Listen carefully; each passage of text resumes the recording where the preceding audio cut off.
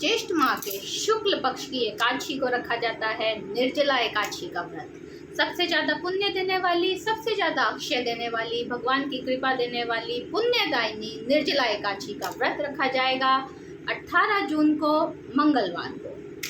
ये है सबसे बड़ा एकादशी का व्रत, ये है सबसे बड़े तप का दिन।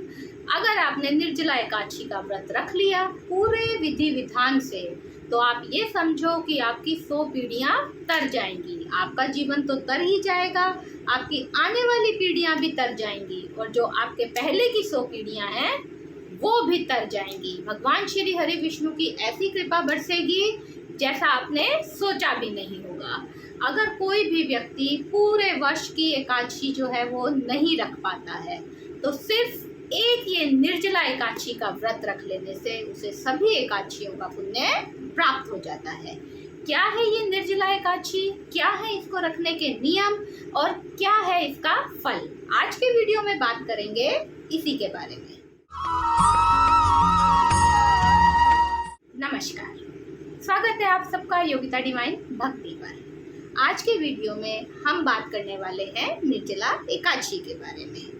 आज के वीडियो में आपको जानकारी दूंगी कि क्या है ये निर्जला एकादशी, क्यों है ये इतनी पुण्यदायिनी, क्या है इसका फल और इसको रखने के क्या है नियम। देखिए, सबसे पहली बात, जो निर्जला एकादशी है उसे जाना जाता है भीमसेनी एकादशी के नाम से भी। जी हाँ, भीमसेनी एकादशी के नाम से इसलिए जाना जाता है क्योंकि जो पांडव थे उनमें थे भीम। भीम जो थे वो कोई भी व्रत नहीं रख सकते थे, क्योंकि उनके जो उदर में थी वो थी वक्री अग्नि थी। तो इस वजह से भीम जो है वो भूखे नहीं रह सकते थे। तो एक बार वेद व्यास जी जो हैं वो पांडवों के महल पधारे। वहाँ पे सभी लोग बैठे थे और सत्संग की बातें चल रही थी।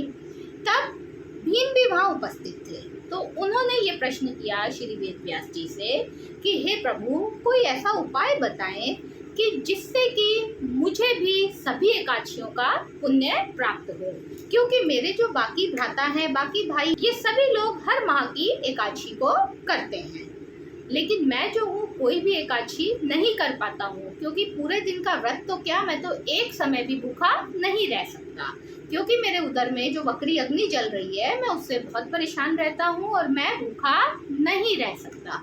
तो कृपा करके कुछ ऐसा उपाय बताएं कि जिससे मैं भी कोई ऐसा व्रत कर सकूं जो कि मुझे भी सभी एकादशियों का व्रत दे दे, क्योंकि मेरे ये भाई बार बार हर बार मुझे कहते हैं व्रत रखने को, एकादशी का व्रत रखने को, मगर मैं वो नहीं रख पाता हूँ। तब श्री वेद व्यास जी ने कहा कि भीम, आज मैं तुम्हें एक ऐसा उपाय बताता हूँ कि तुम पूरे वर्ष की एकादशी का व्रत नहीं रख सकते हो। हर माह में 2 एकादशी आती है और पूरे वर्ष में होती है 24 एकादशी। तो तुम नहीं रख सकते हो, तो ज्येष्ठ माह के शुक्ल पक्ष की आने वाली एकादशी का व्रत तुम रखो, और उस व्रत को तुम्हें रखना है निर्जला। जैसा कि इसके नाम से पता है, निर्जला मतलब बिना जल के। एक ये व्रत रखो जो तुम्हें रखना है निर्जला। ये एक तपस्या है जिसे कि अगर तुमने एक दिन कर लिया तो तुम्हें पूरे वर्ष की एकादशियों का फल मिलेगा और तुम्हारी आने वाली 100 पीढ़ियां तो तर ही जाएंगी। तब भीमसेन जी ने सोचा कि चलो, तपस्या है और एक दिन की है, तो एक दिन तो मैं निराहार और निर्जल रह ही सकता हूँ। प्रभु का सिमरन करते हुए, प्रभु का ध्यान रखते हुए एक दिन की तपस्या तो मैं कर ही सकता हूँ।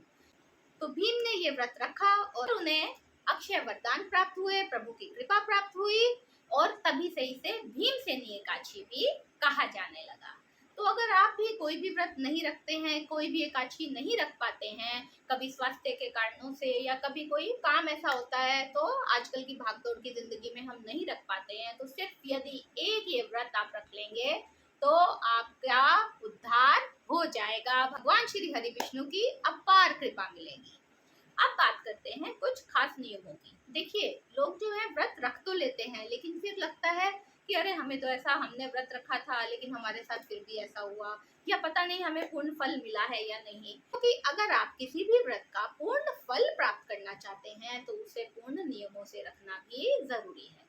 देखिए, पूर्ण नियमों से सबसे पहले सबसे बड़ा जो नियम है वो है श्रद्धा। श्रद्धा होनी बहुत जरूरी है। जबरदस्ती रखा गया, बिना मन के रखा गया कोई भी व्रत, कोई भी तपस्या आपको फल नहीं देता है। तो सबसे पहले प्रभु के प्रति आपकी श्रद्धा होनी चाहिए, आपका प्रेम होना चाहिए। और जो प्रेम है वो सबसे बड़ी तपस्या है। अब बात करते हैं निर्जला एकादशी। जैसे कि नाम से ही पता है, निर्जला यानी कि बिना जल के। इस व्रत को तप कहा गया है, तपस्या कहा गया है। क्यों? क्योंकि जो ज्येष्ठ माह है वो सबसे गर्म है, सूरज जो है वो सर पे है, चमक रहा है, तेज तप रही है धरती, तो बिना पानी के रहना बहुत बहुत कठिन है।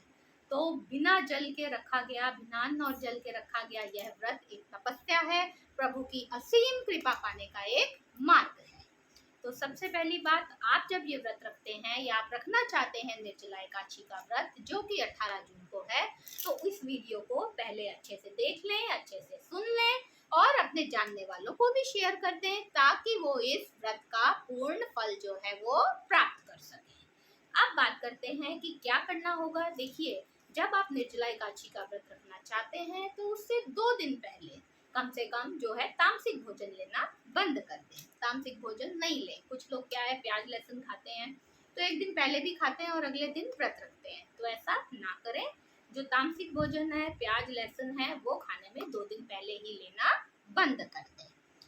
दूसरी बात, जब आप व्रत रख रहे हैं तो जो 10वीं की तिथि है, जब 10वीं की तिथि समाप्त होती है तभी से आप जो है अन्न को ग्रहण करना बंद कर दें, यानी कि अन्न नहीं लें।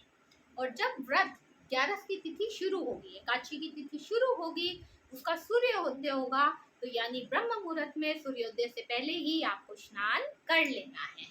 और स्नान करने के बाद भगवान श्री हरि विष्णु की विधिवत पूजा अर्चना करनी है। उन्हें जो है तुलसी का भोग लगाना है, उन्हें जो है पीली वस्तुओं का दान करना है। और सबसे पहले जो आपको करना है, नहाने के बाद भगवान श्री हरि विष्णु की जब आप पूजा अर्चना करेंगे तो आपको उनके समक्ष संकल्प लेना है, अपना नाम लेना है, अपने गोत्र का नाम लेना है। और भगवान श्री हरि विष्णु के समक्ष आपको ये संकल्प लेना है कि मैं ये निर्जला एकादशी का व्रत कर रहा हूँ या कर रही हूँ, तो अपनी कृपा हे प्रभु मुझ पर बनाए रखना, क्योंकि ये एक तप है और प्रभु की कृपा के बिना तो ये संभव ही नहीं है। ऐसा तपता सूरज, ऐसी तपती धरती और निराहार और निर्जल रह करके तपस्या करना प्रभु की कृपा के बिना संभव नहीं है। तो प्रभु की कृपा पाने के लिए उनसे आप प्रार्थना करें।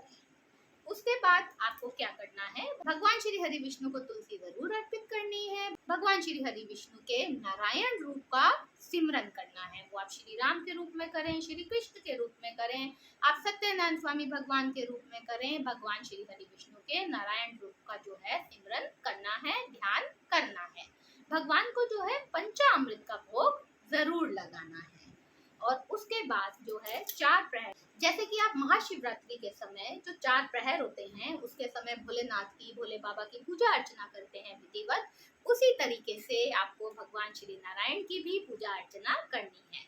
4 प्रहर कौन से होते हैं? देखिए, जो 4 प्रहर है, जो प्रथम प्रहर है वो है शाम को 6 बजे से 8 बजे तक। दूसरा प्रहर है 8 बजे से 10 बजे तक। तीसरा प्रहर जो है वो है 10 बजे से रात्रि 12 बजे तक। और जो चौथा प्रहर है वो रात्रि 12 बजे से सुबह 4 बजे तक।